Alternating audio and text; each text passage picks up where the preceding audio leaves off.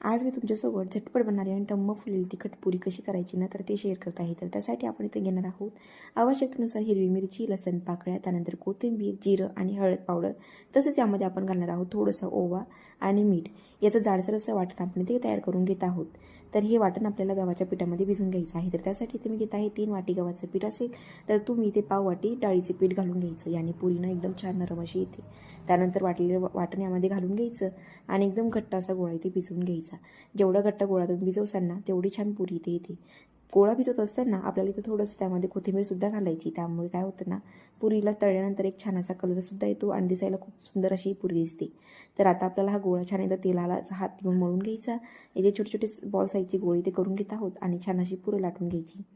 पुरी लाटत असताना आपण थोडंसं तेलाचा हात घेऊन ही पुरी छान अशी लाटून घेत आहोत, म्हणजे पटकन अशी चिटकतही नाही आणि निघते सुद्धा.